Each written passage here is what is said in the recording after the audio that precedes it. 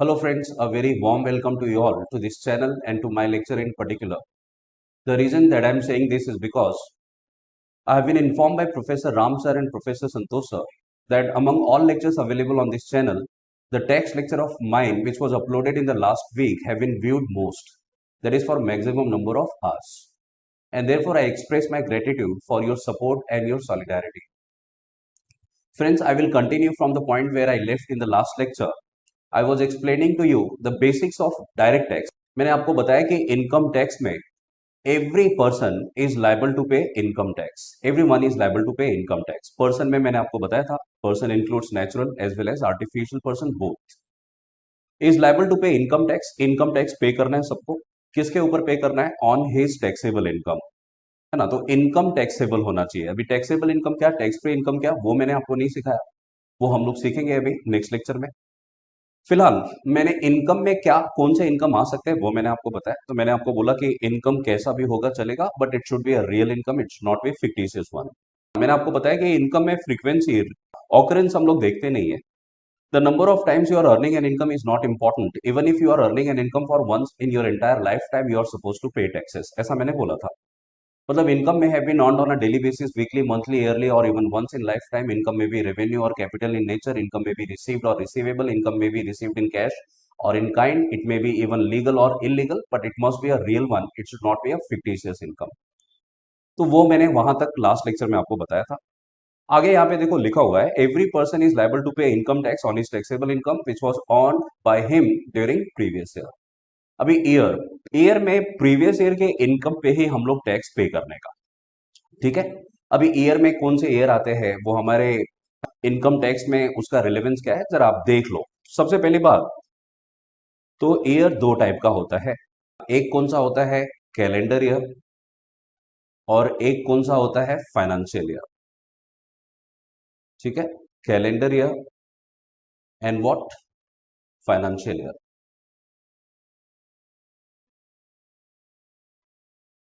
Calendar year starts from 1st of Jan and it ends on 31st of December of the same year. Whereas financial year starts from 1st of April of a particular year and it ends on 31st March of the next year. हम लोग calendar year follow करने वाले नहीं है. We are not going to follow calendar year, है ना, क्योंकि हम लोग इनकम टैक्स फाइनेंशियल ईयर के हिसाब से पे करते हैं. इनकम टैक्स हमें फाइनेंशियल ईयर के हिसाब से पे करना पड़ता है. क्यों पे करना पड़ता है? तो मैंने आपको लास्ट लेक्चर में बताया था कि फाइनेंस बिल पास होता है. फाइनेंस बिल का जो प्रोविजन है वो 1st अप्रैल से 31st मार्च के लिए एप्लीकेबल होता है. मतलब गवर्नमेंट हमसे अप्रैल टू मार्च के हिसाब से टैक्स लेता है. तो इसलिए हम लोग भी हमारा स्टेटमेंट अप्रैल टू मार्च के हिसाब से बनाते हैं, है ना. सर हम लोग फाइनेंशियल ईयर ही क्यों फॉलो करते हैं, कैलेंडर ईयर क्यों नहीं फॉलो करते हैं? एक्चुअली मैंने आपको बताया था कि जो हमारा इनकम टैक्स एक्ट है 1961 ये हमारे इंडियन गवर्नमेंट ने बनाया. लेकिन हम लोगों ने ये इनकम टैक्स भी फॉर्म क्या बनाया? तो on the basis of the income tax provision which was already in existence, है ना. जो इनकम टैक्स एक्ट पहले से ही था, अंग्रेजों ने जो लाया था, वहां से ही हम लोगों ने इसके प्रोविजंस उठाए. इनफैक्ट बहुत सारा एक्ट, बहुत सारे लॉ आपको शायद पता होगा, नेगोशिएबल इंस्ट्रूमेंट एक्ट है, कॉन्ट्रैक्ट एक्ट है वगैरह, सेल ऑफ गुड्स एक्ट, ये सब उनका ही दिया हुआ है और वही हम लोग फॉलो कर रहे हैं. तो इनकम टैक्स में भी मैक्सिमम प्रोविजन हम लोगों ने पुराने इनकम टैक्स एक्ट से ही उठाए थे. तो वो लोग भी अप्रैल टू मार्च के हिसाब से टैक्स लेते थे.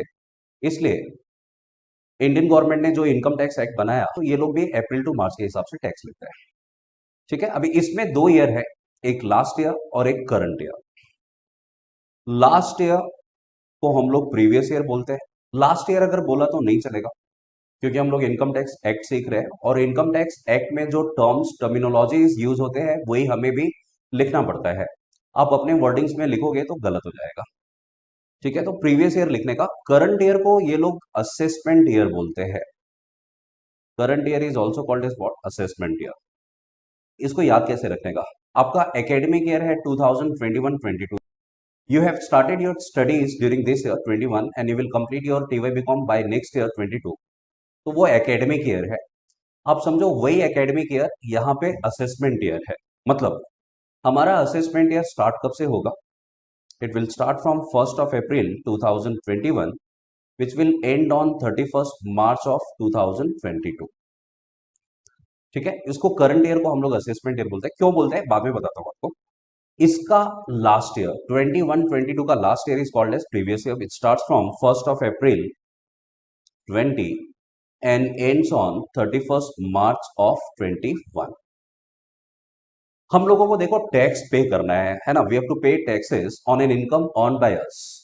तो अगर मैं आपसे पूछूं कि कौन से ईयर के इनकम पे हम लोग टैक्स पे करना चाहिए, तो ऑब्वियस है कि लास्ट ईयर के इनकम पे टैक्स पे करना पड़ेगा 2021, क्योंकि लास्ट ईयर अपना खत्म हो चुका है ना, मार्च 2021 एंड हो चुका है।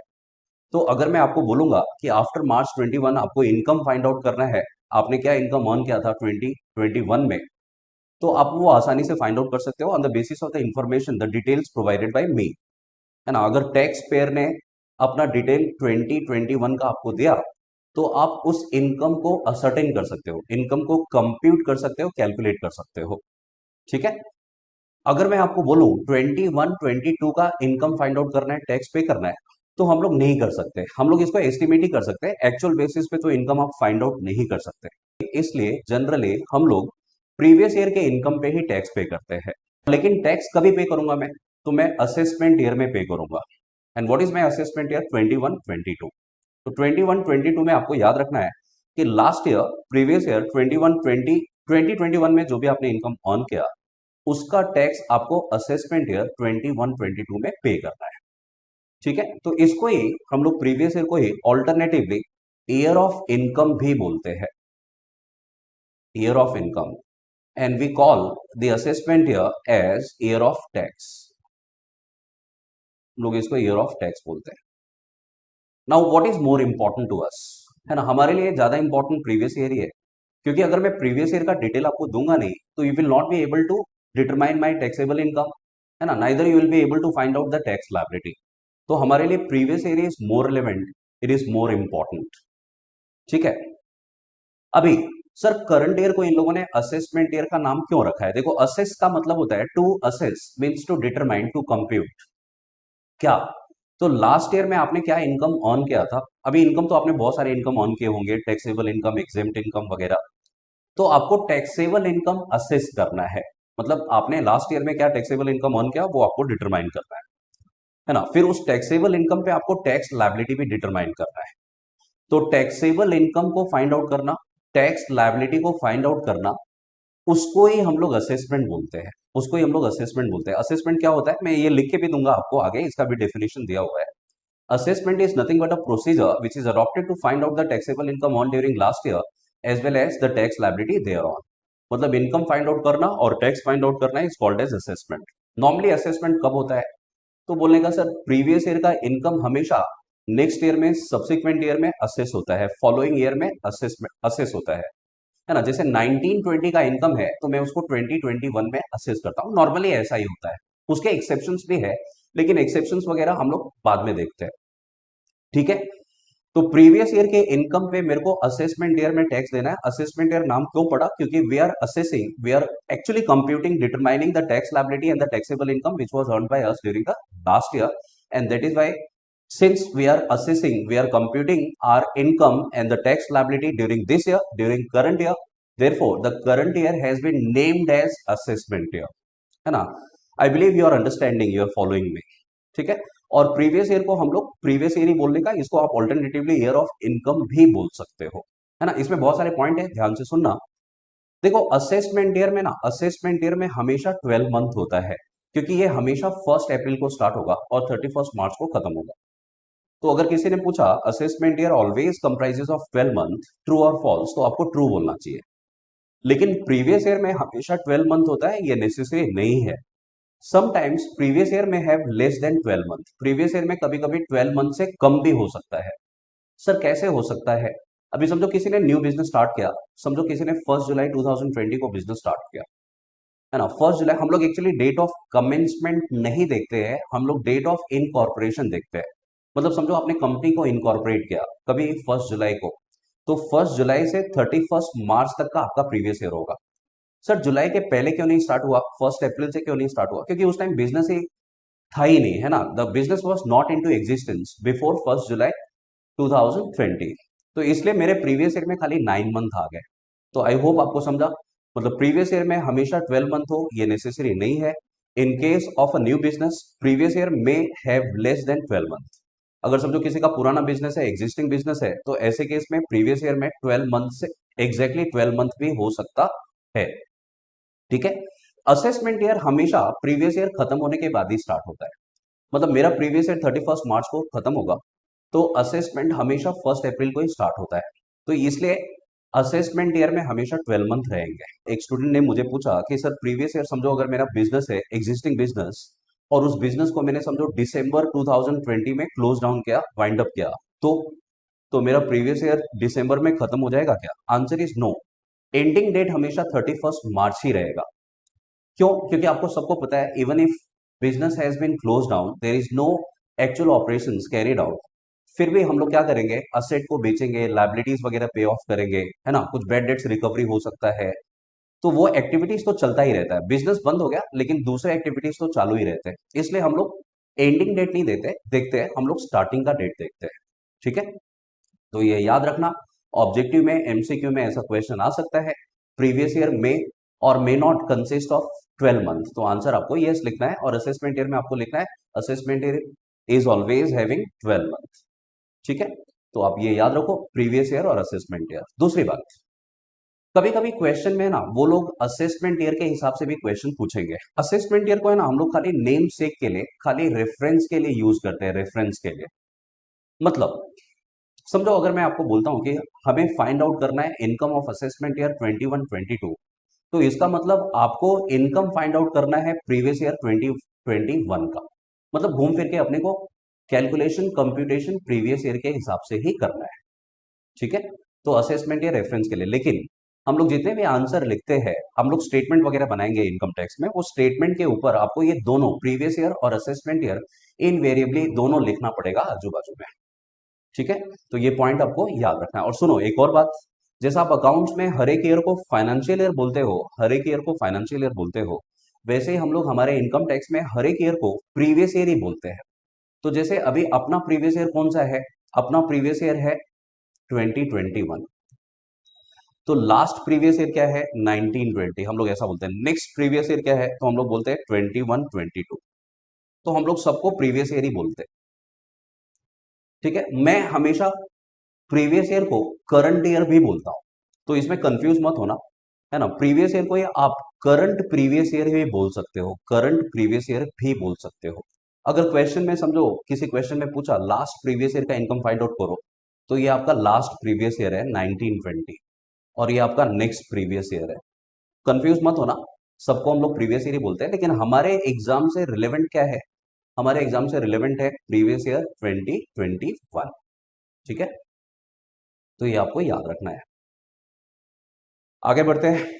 तो प्रीवियस ईयर मैंने आपको बताया 12 महीने हो भी सकते हैं, नहीं भी हो सकते हैं। असेसमेंट ईयर में हमेशा 12 मंथ होगा। अब जब डेफिनेशन इसका पढ़ोगे प्रीवियस ईयर का, तो प्रीवियस ईयर को इन लोगों ने डिफाइन किया है under section 3 of income tax act, which reads that a year, a financial year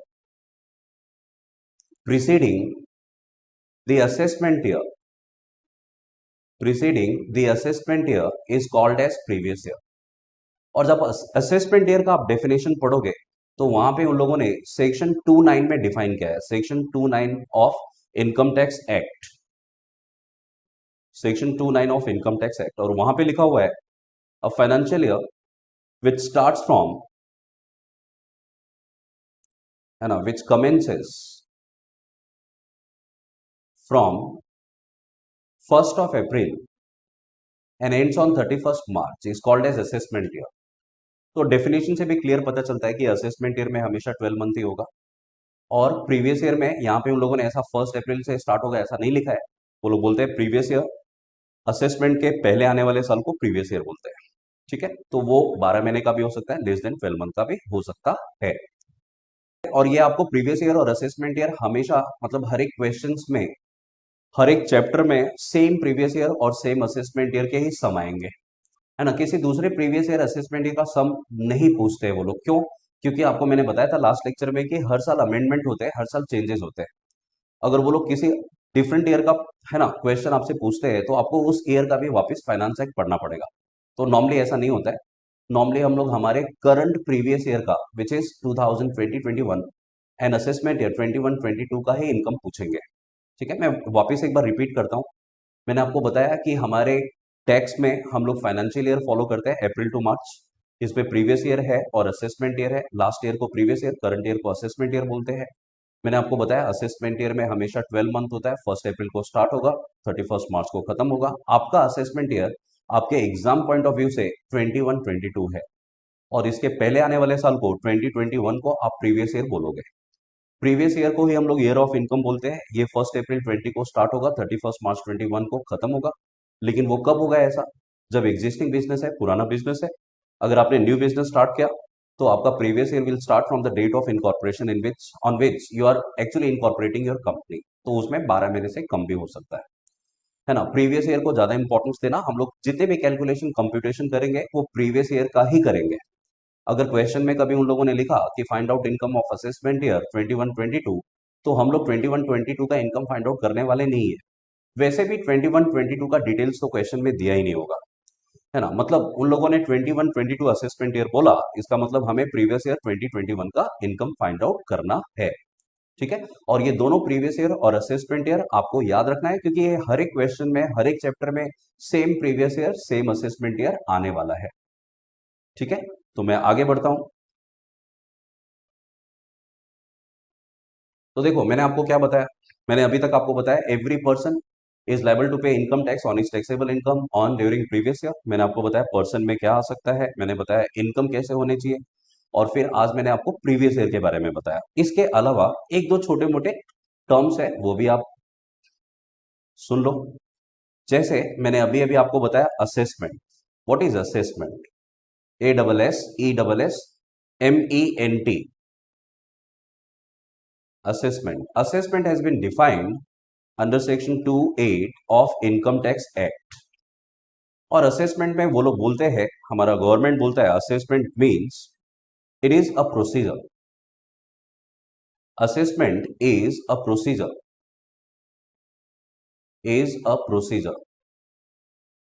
adopted to find out taxable income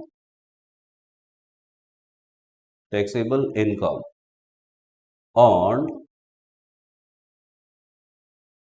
during previous year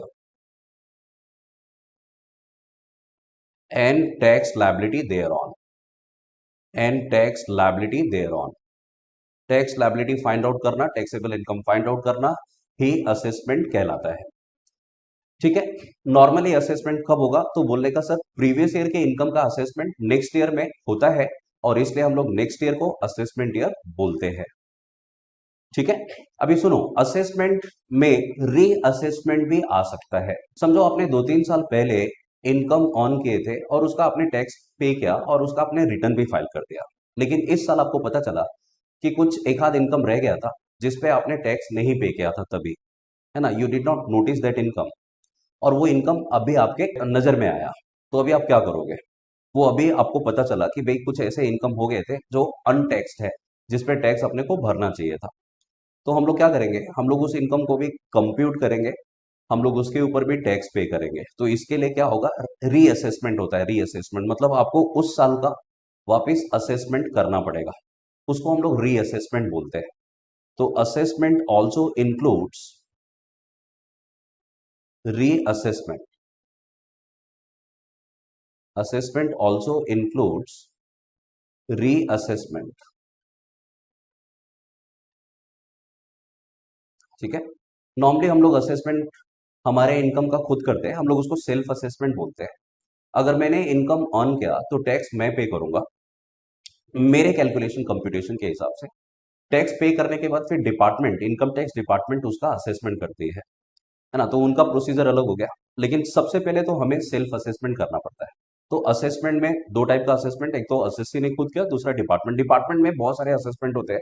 जैसे स्क्रूटनी असेसमेंट होता है जिसको हम लोग रेगुलर असेसमेंट भी बोलते हैं, एक्स पार्टे असेसमेंट होता है और बेस जजमेंट असेसमेंट वगैरह होता है ना। ये सब इतना डिटेल में है नहीं, ये खाली आपको बेसिक नॉलेज के लिए बता रहा हूँ कि नॉर्मली असेसमेंट हम लोग खुद करते हैं। खुद डिटरमाइन करते हैं और खुद टैक्सेस पे करते हैं। ठीक है, तो असेसमेंट क्या हुआ? Assessment is a procedure which is adopted to find out the taxable income on during the previous year and tax liability thereon. Tax liability thereon. Assessment also includes क्या? Reassessment. तो बेसिक कंसेप्ट आपको याद रखना है। अभी next point, assessee का मतलब क्या? What is assessee? असेसी को सेक्शन 27 में डिफाइन किया हुआ है, section 27 of income tax act.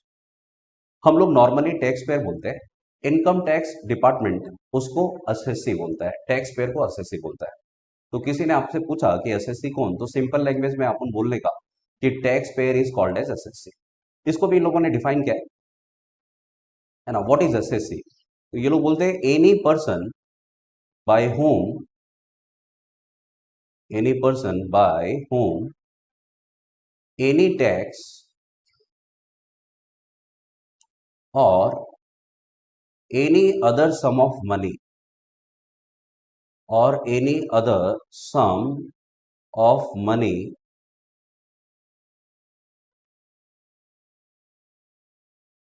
is payable under the Income Tax Act. Under the Income Tax Act is called as SSC. ठीक है,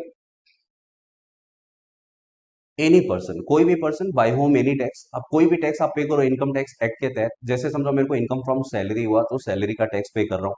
मेरे पास इनकम फ्रॉम हाउस प्रॉपर्टी है, rental income, तो मुझे हाउस प्रॉपर्टी का रेंटल इनकम पे tax देना पड़ेगा, कैपिटल गेन का टैक्स। तो आप कोई भी टैक्स पे करो under income tax act, you will be called as, you will be known as what? Assessee, है ना। और any other sum of money, अभी समझो कोई डिफॉल्टर है, वो पेनल्टी पे कर रहा है ना, इंटरेस्ट पे कर रहा है इनकम टैक्स एक्ट में, तो पेनल्टी पे करने वाले को भी असेसी बोलने का। नॉर्मल टैक्स पेयर भी आ गए, इसमें डिफॉल्टर भी आ गए। ठीक है, सबको हम लोग असेसी बोलते हैं। Assessee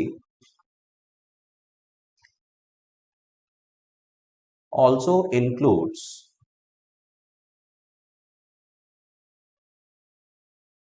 assessee also includes assessee in default,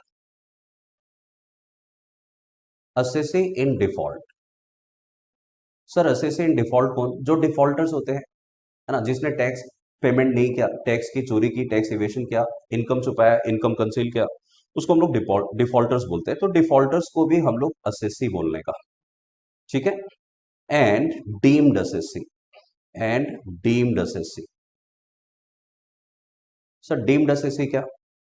अभी जैसे फॉर एग्जांपल समझो माइनर चाइल्ड है बिलो 18 ईयर्स, और माइनर चाइल्ड को कुछ इनकम हुआ, है ना, बैठे बैठे उसको कुछ इनकम हुआ, idle sitting and earning an income. समझो जैसे फॉर एग्जांपल रेंटल इनकम हुआ, इंटरेस्ट इनकम हुआ, तो गवर्नमेंट बोलता है rental income, interest income passive income है, ऐसे इनकम पे हम लोग पेरेंट्स से टैक्स लेंगे, है ना। पेरेंट्स को रिटर्न फाइल करना चाहिए। इनकम किसका है? बच्चे का। तो बच्चे का इनकम पेरेंट्स के हाथ में क्लब हो जाता है, क्लब हो जाता है मतलब ऐड हो जाता है, तो पेरेंट्स को टैक्स देना पड़ेगा, पेरेंट्स को रिटर्न फाइल करना पड़ेगा। बच्चा रिटर्न फाइल नहीं करेगा, बच्चा टैक्स नहीं देगा।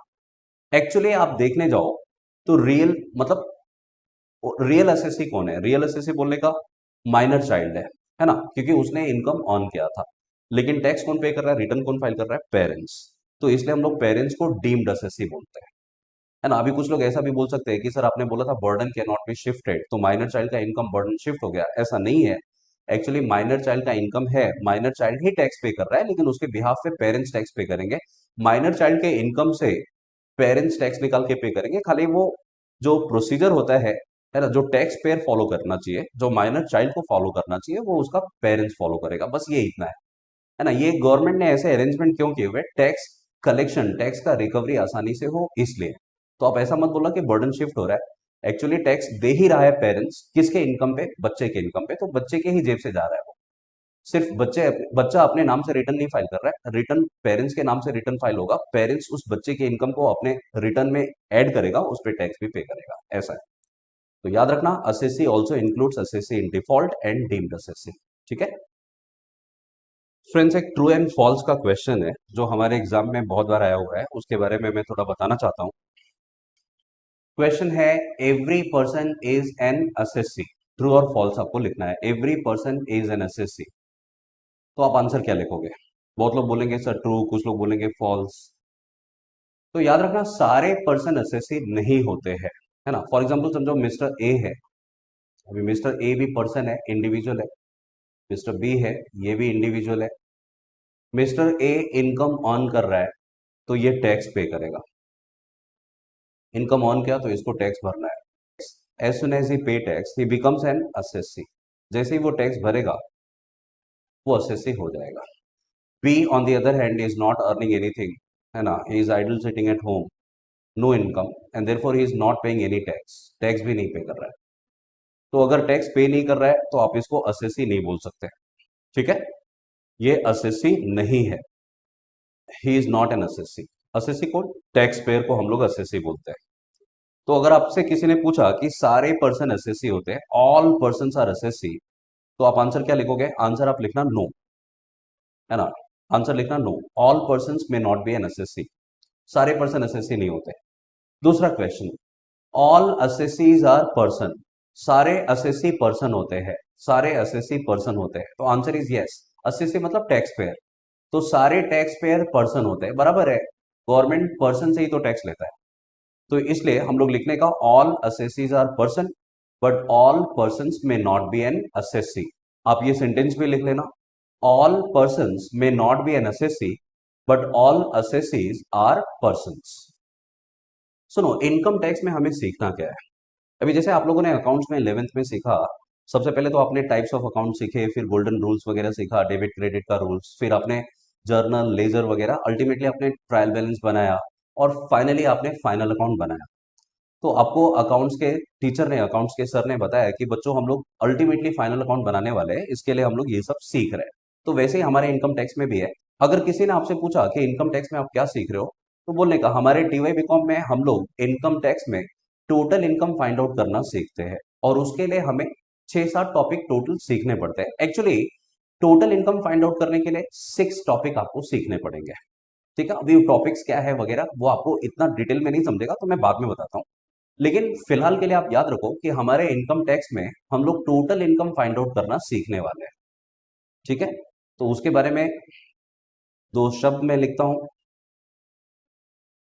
The purpose of learning income tax is to find out total taxable income, total taxable income of an assessee। Total taxable income find out करना है एसएससी का। For this purpose, for this purpose statement of computation of total income must be prepared. तो ये अपने को statement सीखना है, it must be prepared, ठीक है। कंप्यूटेशन ऑफ टोटल इनकम करके ये स्टेटमेंट हमें सीखना है, और ये एग्जाम में आता है मेनली। लेकिन ये टॉपिक आपको सीखने के लिए कम से कम 6 टॉपिक सीखने पड़ेंगे। एक और टॉपिक है 7th टॉपिक, वो रेसिडेंशियल स्टेटस है। वो actually computation of total income find out करने के लिए पर्टिकुलरली ज्यादा रिलेवेंट नहीं है, मतलब आप उसको इंडिपेंडेंटली अलग से भी सीख सकते हो। लेकिन कंप्यूटेशन ऑफ टोटल इनकम के फॉर्मेट को बनाने के लिए आपको 6 टॉपिक तो सीखना पड़ेगा, ठीक है। अभी कौन से टॉपिक है वगैरह हम लोग देखते हैं, ठीक है। यहाँ पे हमारा इनकम टैक्स एक्ट का बेसिक कंसेप्ट इंट्रोडक्शन पार्ट खत्म हुआ, और हम लोग नेक्स्ट लेक्चर में न्यू टॉपिक स्टार्ट करेंगे। I am going to start with the topic called income from other sources. तो नेक्स्ट लेक्चर में मिलते हैं, till then bye bye, take care.